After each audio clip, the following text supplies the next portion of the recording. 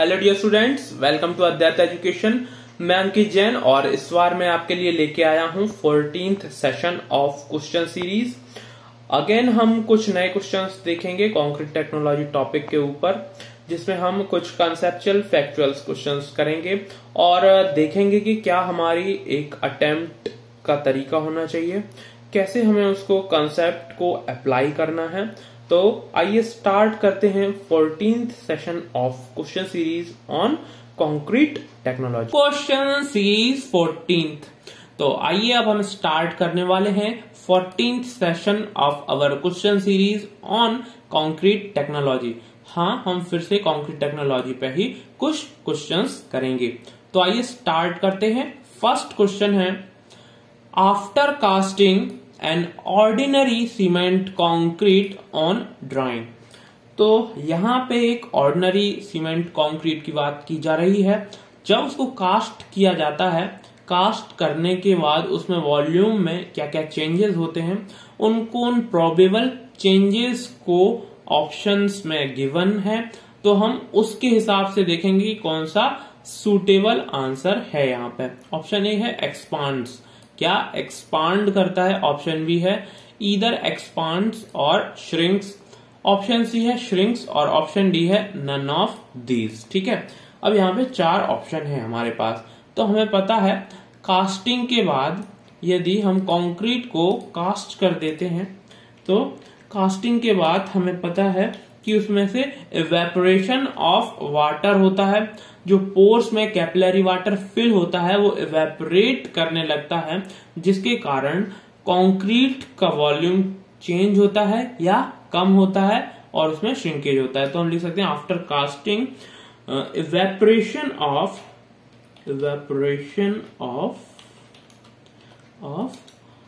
Pour water takes place and it shrinks ठीक है। तो यहां पे हम बोलेंगे कि option C is the correct answer of this question. ठीक है, तो यहां पे एक्सपांड तो करेगा ही नहीं, इधर एक्सपांड और श्रिंक। तो एक्सपांड करने की कोई पॉसिबिलिटीज नहीं है, श्रिंक करने की है और ये केवल श्रिंक ही करता है। तो ऑप्शन सी बेस्ट आंसर है यहाँ पे। ठीक है, दूसरे क्वेश्चन पे आते हैं। Question number 2। क्वेश्चन 2 है, for M25 grade of concrete the split tensile strength in terms of percentage of its compressive strength is.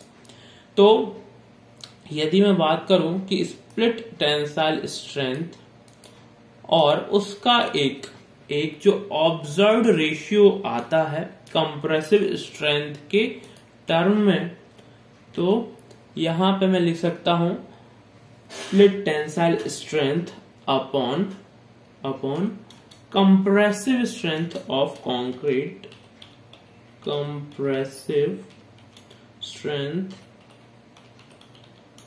Of concrete. यदि मैं इसके रेशियो की बात करूं तो ये जनरली 8 to 10% के बीच होता है। 8 to 10% के बीच होता है। ठीक है, अब यहां पे हम देखें तो कौन सा आंसर जो है यहाँ पे पॉसिबल आंसर हो सकता है। ऑप्शन ए है 7 to 11%। तो ये एक ऑप्शन ऐसा दिख रहा है जिसमें ये परसेंटेज रेंज लाई करती है।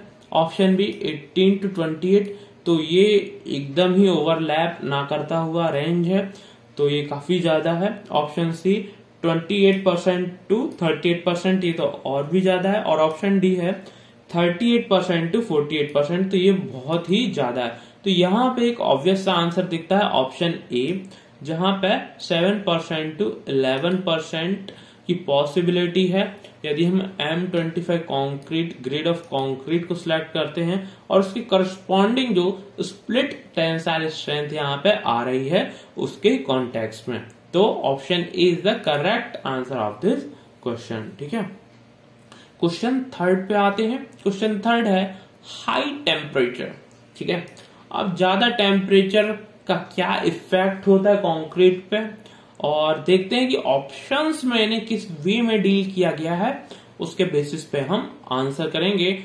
अब हम ऑप्शन वाइज जाते हैं। ऑप्शन फर्स्ट है increases the strength of concrete. Option B है decreases the strength of concrete. Option C है has no effect on the strength of concrete, और ऑप्शन डी है नन ऑफ दीज। ठीक है, यदि हम एक कंक्रीट को कास्ट कर रहे हैं और यदि टेम्परेचर हाई कर देते हैं तो पॉसिबिलिटी क्या होती है, यहां पे दो तरीके से हम इसको इंटरप्रेट कर सकते हैं। यदि हम सीमेंट की वाटर के साथ हाइड्रेशन रिएक्शन करते हैं या उसके बारे में सोचते हैं तो वो उसका रेट क्या है, बढ़ जाता है। ठीक है, हाइड्रेशन रिएक्शन का रेट बढ़ जाता है, बट उसमें जो हीट एवॉल्व होती है उससे पॉसिबिलिटी होती है कि क्रैक्स के फॉर्मेशन ज्यादा हो, और ओवरऑल हम बोल सकते हैं कि कंक्रीट की स्ट्रेंथ जो है कम हो जाती है। ठीक है, तो यहां पे हम दो फैक्टर बोल सकते हैं। फर्स्ट फैक्टर है rate of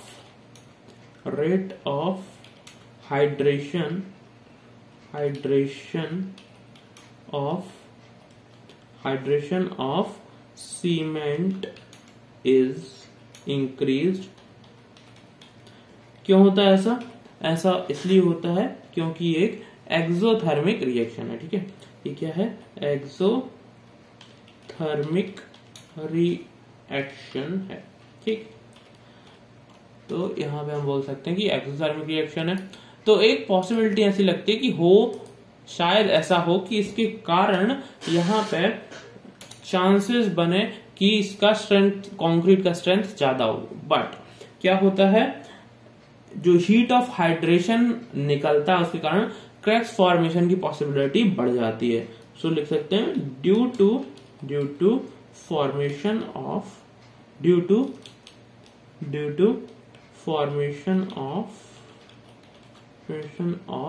heat of hydration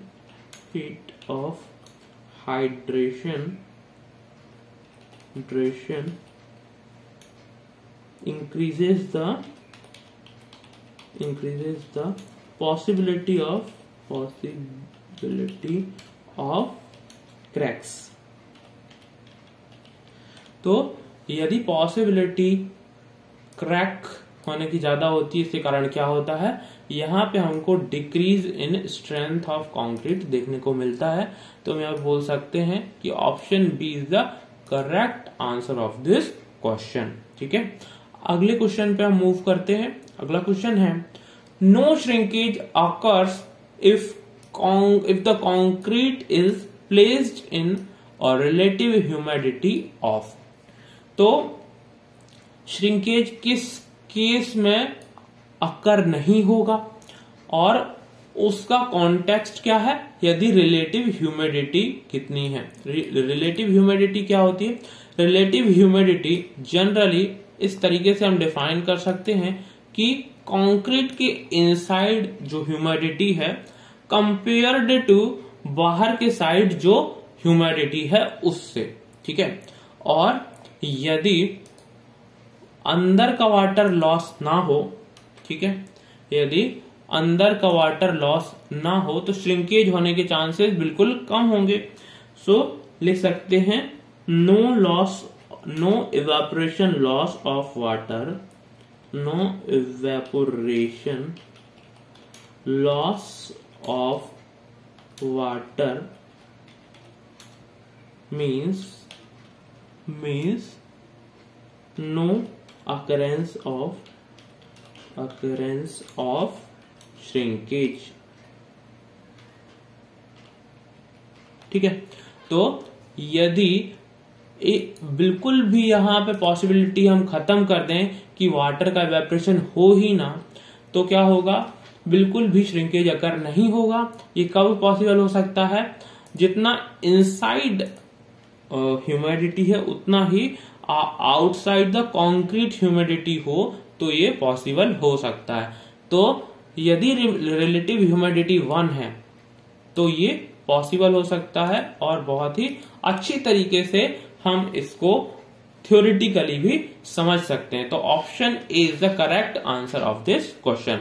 यदि ऑप्शन बी देखें तो यहाँ पे जो रिलेटिव ह्यूमिडिटी है वो कम है, ठीक है। यहाँ पे ऑप्शन सी में देख लें रिलेटिव ह्यूमिडिटी फिर कम है, और ऑप्शन डी में भी कम है, ठीक है।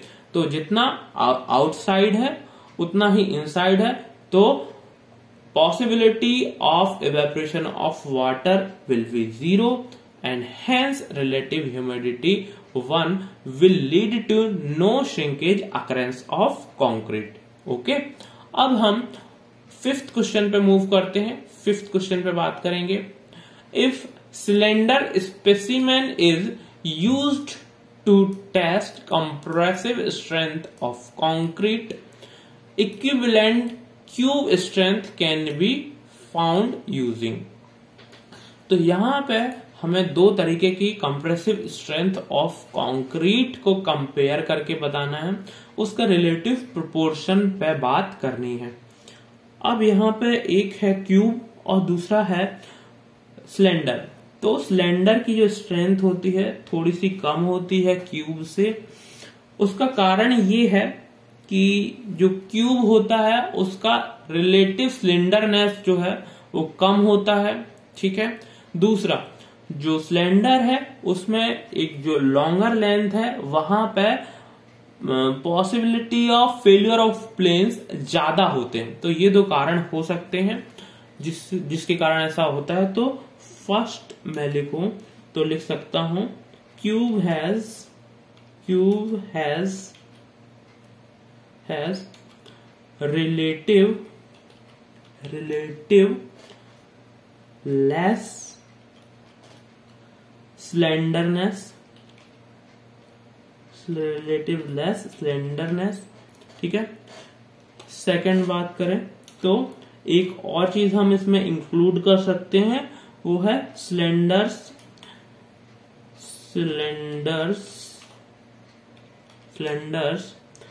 length has more possibility of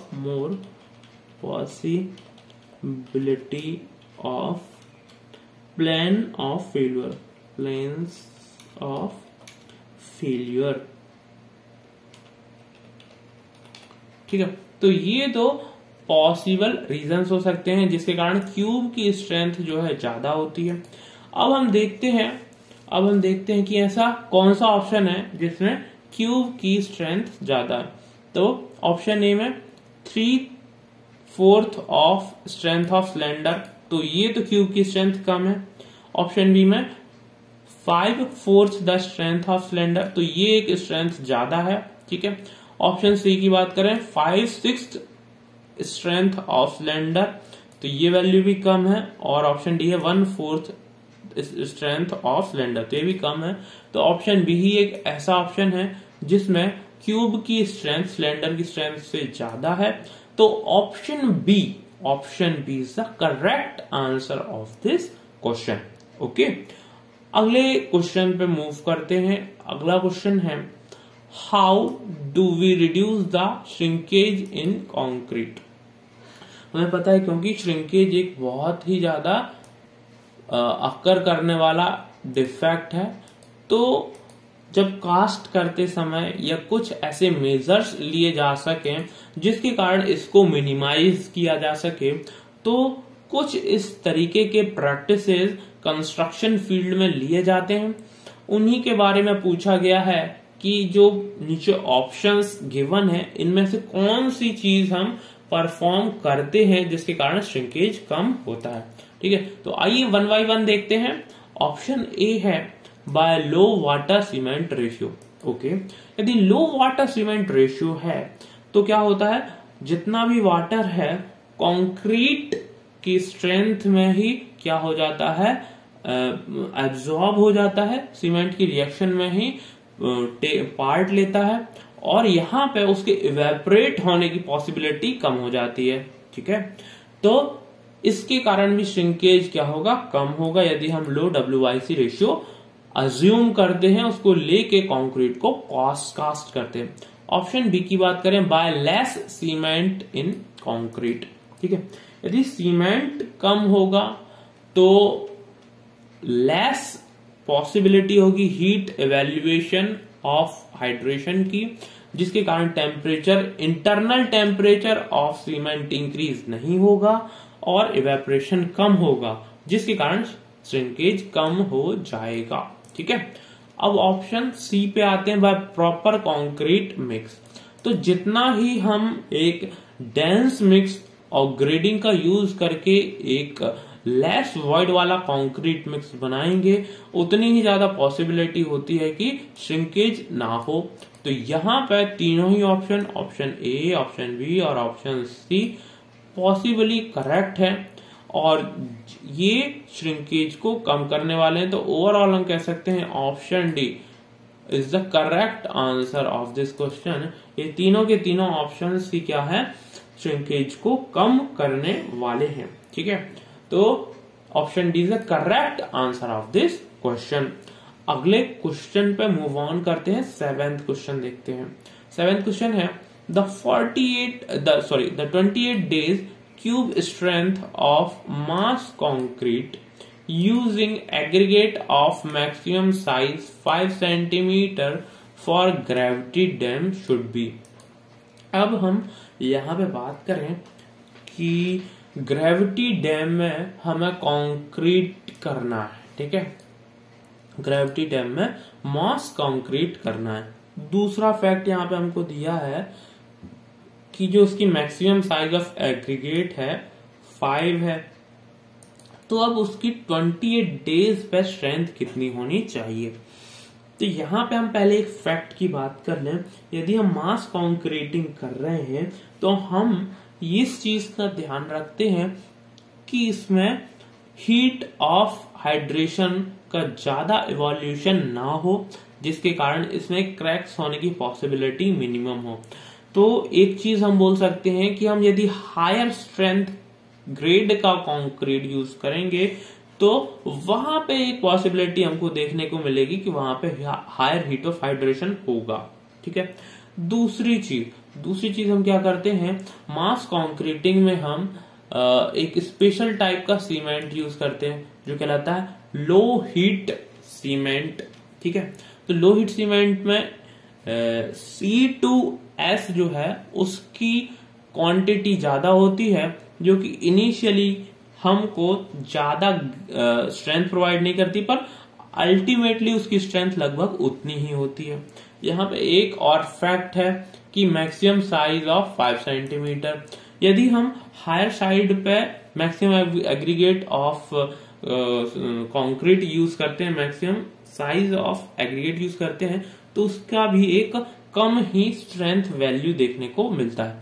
तो आइए अब हम ऑप्शन से सही आंसर को सिलेक्ट करने की कोशिश करते हैं। ऑप्शन ए है बिटवीन 150 to 300 किलोग्राम पर सेंटीमीटर स्क्वायर। तो यहाँ पे जो ग्रेड है 150, इसको ऐसे भी सोच सकते हैं कि 15 न्यूटन पर mm स्क्वायर टू 30 न्यूटन पर mm स्क्वायर। अब यहाँ पे ध्यान से देखिए कि रेंज दे दी गई है और इसके बीच में कोई सी वैल्यू लाई कर सकती है। जब हमें पता है कि जब हम 25 या से ज्यादा पे जाते हैं तो यहाँ पे पॉसिबिलिटी देखने को मिलती है कि ज्यादा हीट इवेल्युएशन होती है हीट ऑफ हाइड्रेशन की।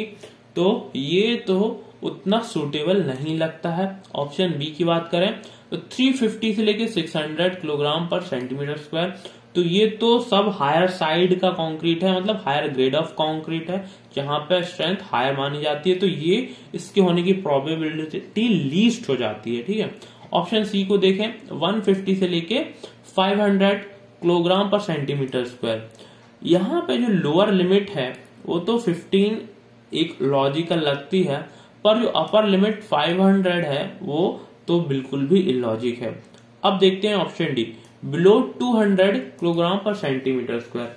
तो यहाँ पे ये बोल रहा है कि किसी भी केस में 20 न्यूटन पर mm स्क्वायर से कम हो, तो यदि इस तरीके की कंडीशन बनती है तो बहुत ही क्या होगा, एक लॉजिकली वहां पे लेस हीट ऑफ हाइड्रेशन होगा और हम बोल सकते हैं कि ये मोस्ट सुटेबल रहने वाला है in case of mass concreting in gravity dam where aggregate of maximum size are 5 centimetre और 50 mm।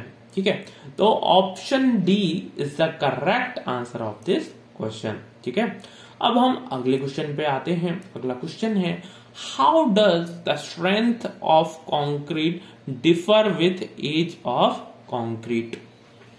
तो हमें यहाँ पे एक बहुत ही इजी क्वेश्चन पूछा गया है। हमसे पूछा गया है कि जैसे जैसे कंक्रीट की एज बढ़ती जाती है वैसे ही उसकी स्ट्रेंथ में क्या फर्क देखने को हमें मिलता है। तो हमें पता है कि 7 दिन पे कुछ स्ट्रेंथ कम होती है, 28 डेज पे और ज्यादा हो जाती है, और 1 साल बाद देखते हैं तो थोड़ी और बढ़ जाती है, पर हमें बढ़ती हुई दिखती है। ठीक है, तो ये हम एक जनरल ऑब्जर्वेशन से भी बता सकते हैं कि जैसे जैसे एज इंक्रीज करते जाएगी और तो कंक्रीट की स्ट्रेंथ भी क्या होगी, इंक्रीज करेगी। तो option A is the correct answer of this question. एक बार दूसरे ऑप्शंस भी पढ़ लेते हैं। ऑप्शन बी है डिक्रीजेस, तो डिक्रीज तो बिल्कुल भी नहीं होगी, नो इफेक्ट। नो इफेक्ट कैसे नहीं होगा, बढ़ेगी स्ट्रेंथ। ऑप्शन डी की बात करो, इंक्रीजेस देन डिक्रीजेस, तो हमेशा इंक्रीज ही होती है, डिक्रीज कभी नहीं होती। तो option A is the correct answer of this question. अब हम 9th क्वेश्चन की तरफ प्रोसीड करते हैं। 9th क्वेश्चन है, if the size of specimen used to the compressive strength of concrete is decreased, then compressive strength of concrete will। तो जब मैंने आपको क्यूब का एक बात की थी और उसको कंपैरिजन करके बताया था सिलेंडर से, तब मैंने आपको 2 पॉइंट बताए थे। एक पॉइंट था कि भाई जो क्यूब रहता है उसका रिलेटिव सिलेंडरनेस कम रहता है। अब यहाँ पे तो क्यूब ही रख दिया गया है, और मैंने आपको वहां पे एक और सेकंड टर्म भी बताया था, सेकंड एक रीजन भी बताया था कि यदि लॉन्गर लेंथ होती है अक्रॉस द, यदि हम जिस एक्सिस के अगेंस्ट या जिस एक्सिस के अलोंग हम कंप्रेसिव स्ट्रेंथ लगा रहे हैं उसकी लेंथ क्या होती है, ज्यादा होती है, भले ही सिलेंडरनेस सेम रहे, तो क्या होता है, एक लॉन्गर लेंथ होने के कारण possibility of planes of failure वो इंक्रीज हो जाती है, और उसके इंक्रीज होने पे क्या होता है, यहाँ पे हमको एक स्ट्रेंथ का लैग देखने को मिलता है। ठीक है, तो हम यहाँ पे देखते हैं क्वेश्चन किस वे में पूछा गया है।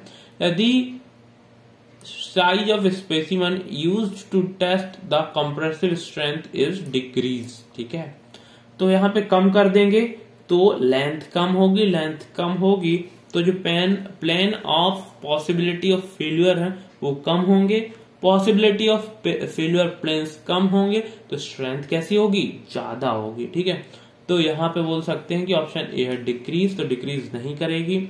ऑप्शन बी है डू नॉट अफेक्ट, तो ये भी गलत है, अफेक्ट तो करता है। ऑप्शन सी है फर्स्ट डिक्रीजेस देन इंक्रीजेस, तो ऐसा बिल्कुल भी नहीं है, possibility of plane of failure कम होंगे तो स्ट्रेंथ हमेशा इंक्रीज ही करेगी। यहाँ पे ऑप्शन डी है इंक्रीजेस, तो बिल्कुल सही आंसर है ऑप्शन डी में। Option D is the correct answer of this question. अब हम लास्ट क्वेश्चन पे आते हैं। लास्ट क्वेश्चन देखते हैं कि इसमें क्या है।